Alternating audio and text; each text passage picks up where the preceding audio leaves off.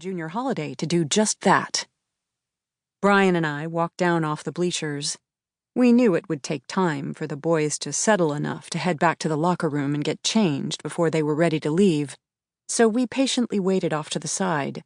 But John and two friends and teammates, Josh Rieger and Josh Sander, beelined straight toward us. I groaned inwardly, knowing what they wanted. All weekend long, John had talked to me about wanting to go to Josh Rieger's house to spend the night after the game.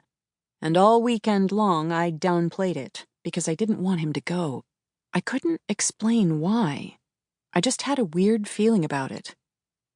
I didn't get ominous feelings often, but when I did, I'd learned to listen to them because they always meant something bad was going to happen. One time in particular, when one of my older sons, Tom, was a freshman in high school, his football coach showed up at our front door and asked if Tom could join the team on a camping trip. Something about this coach did not sit right with me. He seemed nice enough, but I couldn't shake the uneasiness I felt about the situation, so I said no. Several months later, the coach was arrested for molesting boys. "Please, Mrs. Smith, please, can John go? Let him spend the night, please."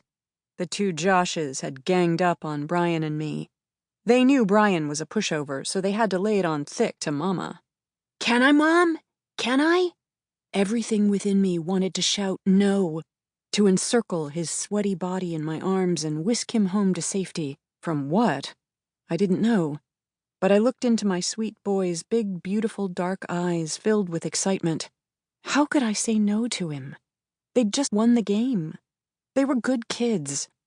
He'd spent the night at Josh Rieger's house plenty of times. Josh's family were good people. And his parents, Kurt and Cindy, were responsible and attentive. I liked them and trusted them with John. And John loved going over there.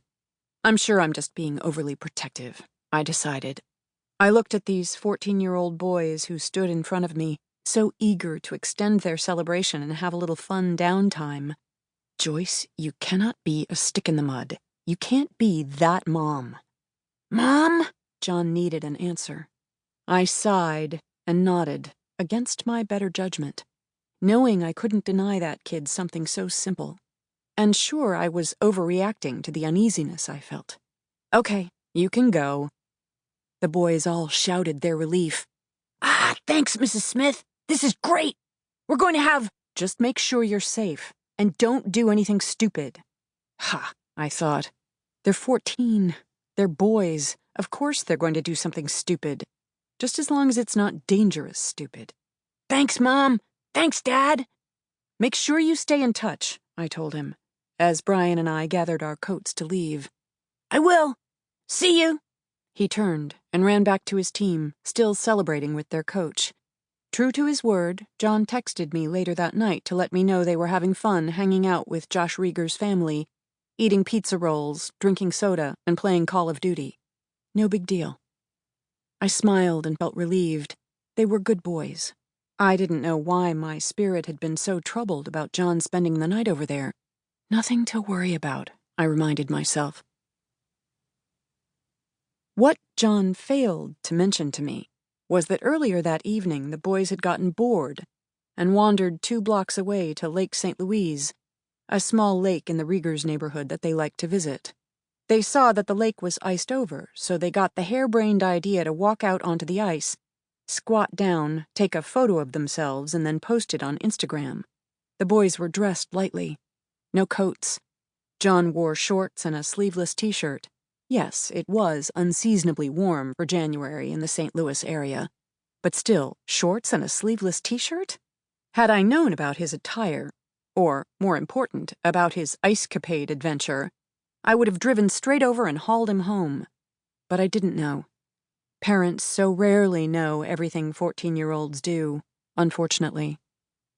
So that night, after we texted that we loved him, Brian and I went to bed, blissfully unaware of anything other than John eating pizza and playing video games.